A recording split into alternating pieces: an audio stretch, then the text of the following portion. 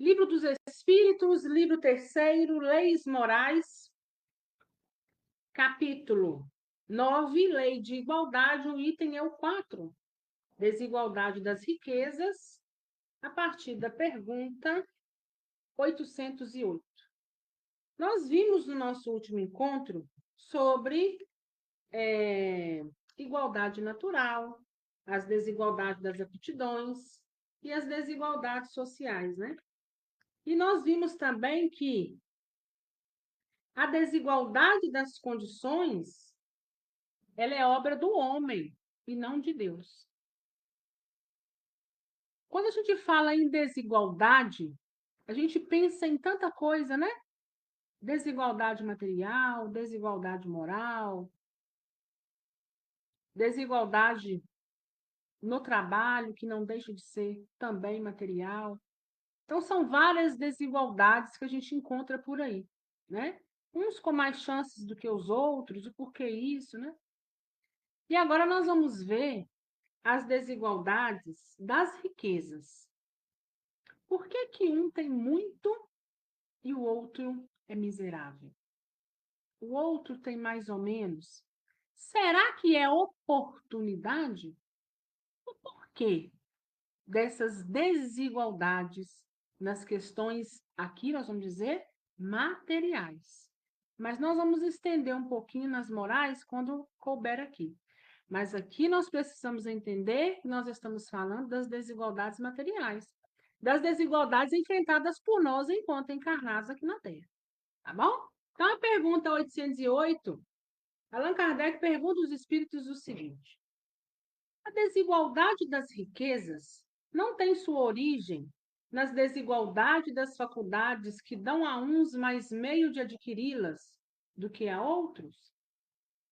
Então, ele está dizendo o seguinte: olha, essas desigualdades da riqueza não acontecem, não é porque lá na sua origem uns têm mais oportunidades do que o outro, uns têm mais meio de adquiri-los do que o outro. E os espíritos respondem o seguinte: sim e não. O que dizer então da astúcia, né, da velhacaria e do roubo? Então, ele está dizendo o seguinte: olha, algumas desigualdades de fato nasceram porque uns tiveram mais oportunidades, mas nem sempre é assim. Então, nós precisamos entender que muitos, de fato, trabalham honestamente, absorvem, aproveitam as oportunidades e crescem, né?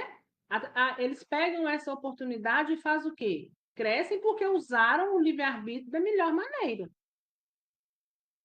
Então, ele fala o seguinte: às vezes até pode ser.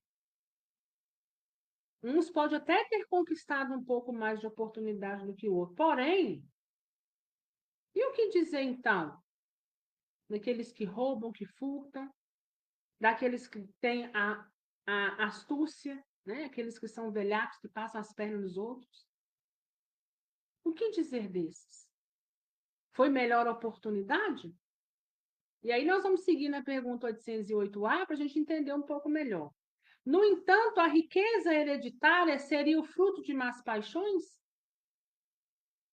Porque, como ele está dizendo na pergunta 808, né, que essas desigualdades podem sim ter ou não origem, né? A origem dessas desigualdades pode ser que uns tiveram mais oportunidade que o outro, mais meios de adquirido que os outros, mas ele também fala da astúcia e do roubo. Ele fala, então, quer dizer que toda a riqueza hereditária seria fruto de uma má paixão?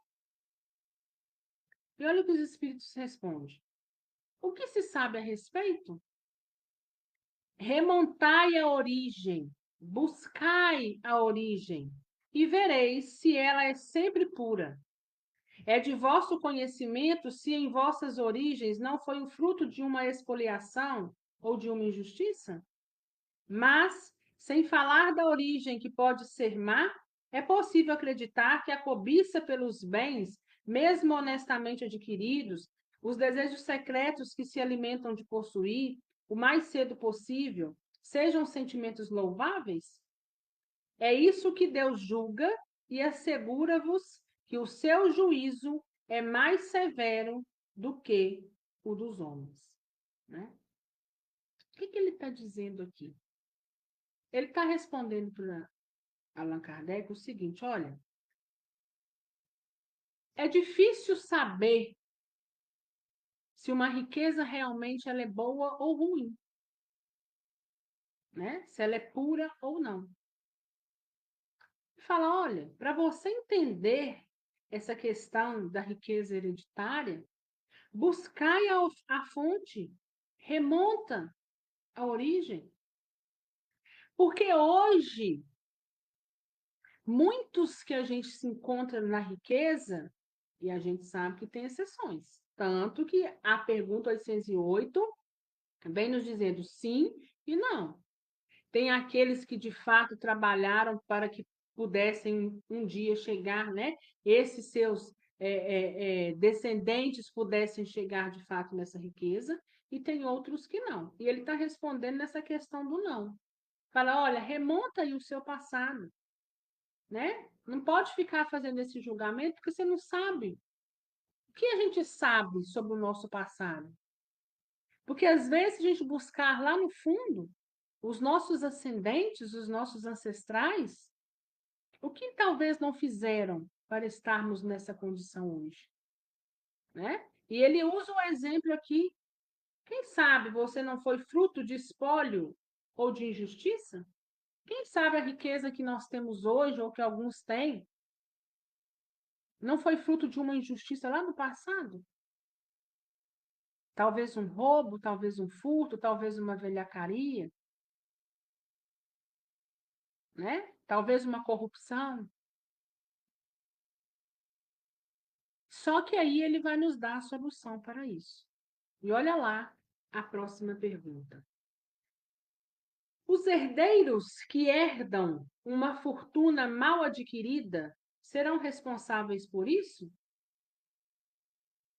Então, se a gente sabe que as riquezas podem ser boas ou ruins, puras ou não, aquela herança que chegou até uma determinadas mãos, mas ela é fruto ruim, vamos dizer assim, esse herdeiro será punido por aquilo que recebeu? Olha a resposta. Certamente não. Não são responsáveis pelo mal que os outros fizeram, principalmente porque eles podem até ignorar esse fato. Mas sabeis que frequentemente uma fortuna se destina a um homem para dar-lhe a oportunidade de reparar uma injustiça. Feliz daquele que compreender isso. E se o fizer em nome daquele que cometeu a injustiça, a reparação será levada em conta para os dois, pois não raro é este último quem a provoca. Então, o que ele está dizendo aqui? Quando a riqueza chega às nossas mãos, o que importa é o direcionamento adequado que nós vamos dar a ele. Se eu herdo algo, se eu tenho um poder aquisitivo alto, eu não sou punida por aquilo, porque ninguém é responsável pelo ato do outro, certo? Mas eu preciso administrar o que chega nas minhas mãos da melhor maneira possível. E, se possível, fazendo justiça, ou seja, equiparando pessoas, sendo justo. Porque quando essa pessoa assim o faz, ela traz benefícios não só para si mesma, mas ela lava, de uma certa forma, aquela injustiça que foi acometida lá no passado. Então, ela ajuda não só a si mesma, mas aquele outro que deu causa, né? Pergunta 810. Podemos dispor de nossos bens de um modo mais ou menos equitativo, justo, equilibrado, sem fraudar a legalidade? Quem assim procede é responsável após a morte pelas disposições testamentárias? Olha, eu tenho um grande patrimônio. Eu vou fazer um testamento porque eu quero fazer uma divisão da forma mais justa possível. Olha, eu não tenho herdeiros, não tenho filhos, só tem eu. E eu tenho um patrimônio. Eu quero destiná-lo a pessoas que vai saber administrá-lo da melhor maneira possível. Se eu faço isso de uma forma justa, né, não infringindo aí a legalidade, não infringindo as nossas leis, nós somos responsáveis por essas disposições testamentárias? Olha lá a resposta. Toda ação traz seus frutos. Ou seja, toda ação gera uma reação, lei de causa e efeito. Os frutos das boas ações são doces, os das outras são sempre amargos. Entendei bem isso sempre. Então, o que ele está nos dizendo? Olha, se você tenta distribuir isso de uma forma realmente mais justa, você colherá os frutos doces, os frutos bons. Mas o contrário também é verdadeiro. Então, o que ele está dizendo? Que nós, os espíritos estão dizendo para Kardec, nós somos responsáveis pelos nossos atos. Seja ele atos positivos ou seja eles atos negativos. Então, se a gente entende isso, a gente já entende mais de meio caminho. Então, nós somos responsáveis por tudo. Qualquer ação nossa vai gerar uma reação. E essa reação estará em nós, impregnada no nosso perispírito, né? Que nós possamos carimbar bastante coisa boa, né? Pergunta 811. A igualdade absoluta das riquezas é possível e alguma vez existiu? É possível que todos tenham essa igualdade? Alguma vez já existiu? Olha a resposta. Não, não é possível. A diversidade das faculdades e caracteres opõe-se a isso. Então, por que não é possível essa riqueza absoluta, né? Todo mundo tem o mesmo tanto, todo mundo está no mesmo patamar. Por que isso não é possível? E eles já responderam, né? Que a diversidade das nossas faculdades e caracteres é que se opõe a isso. Ou seja, cada um tem o livre-arbítrio de escolher o caminho onde vai caminhar. Então, cada um de nós pensa diferente, cada um está num ponto de aprendizado, cada um quer ir para um lado, então vão ser o quê? Resultados diferentes, inerentes a cada um. Se eu quero fazer da melhor maneira possível, né? Eu vou fazer de uma forma mais dura, trabalhando honestamente, né? Agora, se você escolhe o outro caminho, então nunca que será igual pelas decisões que a gente toma, né? Vamos fazer uma comparação. Aquele que está trabalhando muito, às vezes trabalha muito, mas é o suficiente apenas para sustentar a sua família, manter a sua casa, está ali naquele patamar. Mas e aquele que vai ali e rouba, furta um monte? São escolhas diferentes, que vão ter reações diferentes. Então, nós precisamos entender, aquele que está trabalhando de uma forma digna, honesta, ele não tem nada em questão de riqueza material, mas ele tem aí a riqueza moral, né? Então, vamos chamar para nós agora essa questão da igualdade e da desigualdade moral. Aquele que tem muito debaixo desses céus está pobre de espírito. E aí foram decisões diferentes, caminhos diferentes. Um vai viver uma determinada riqueza aqui na Terra, mas e quando cessar os olhos? Os olhos físicos cerrarem, fecharem. Vão abrir no mundo espiritual. Será para onde vai? Ele vai ser atraído exatamente pela energia e densidade da sua mente. Então, ele vai para um lugar onde só tem pessoa que furta, que rouba, que passa a perna. Aí ele vai estar junto dos seus. Em contrapartida, aquele outro que escolheu um caminho mais saudável, Ele também será sugado, será levado pela energia que carrega para lugares ao quais tem pessoas como ele, que gostam de trabalhar honestamente, que se mantêm e que, se um dia tiver alguma riqueza, seja ela moral ou material, é porque ele próprio está trilhando o destino para aquilo. Ele não quer nada mais e nada menos do que aquilo que ele mesmo trabalhou para poder conquistar. E aí a gente vê as diferenças, né? As diferenças das pessoas, as diferenças também dos espíritos, porque a vida continua e nós vamos continuar exatamente da maneira que nós terminamos aqui, pelo menos por hora, né?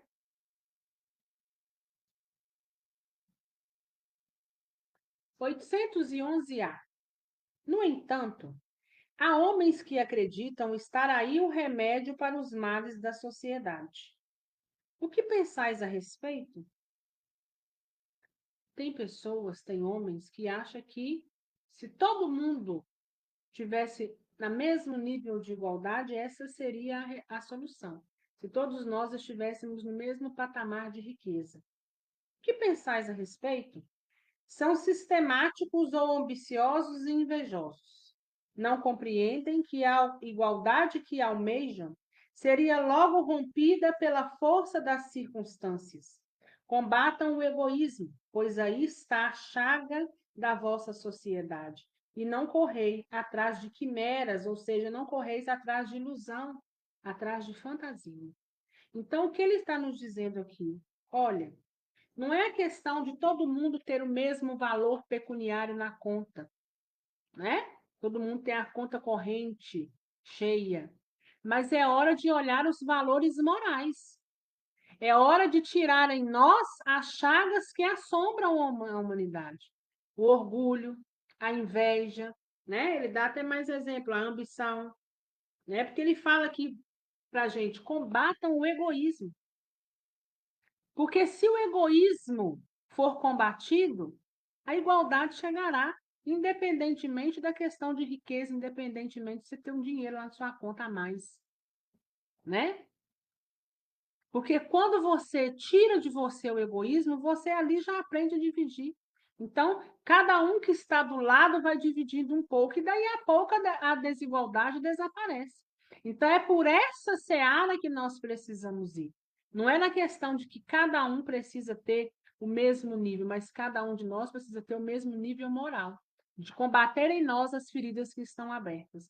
Porque na Terra, nós temos encontrado um desenvolvimento intelectual muito grande, mas em contrapartida, um desenvolvimento moral que ele está estagnado, muitas das vezes, né? Poucas pessoas estão conseguindo caminhar e, de fato, aprimorar e desenvolver as suas faculdades morais. Mas a gente encontra muito mais pessoas ambiciosas, pessoas invejosas, gananciosas, né? Quanto mais tem, mais quer e vai ajuntando, ajuntando.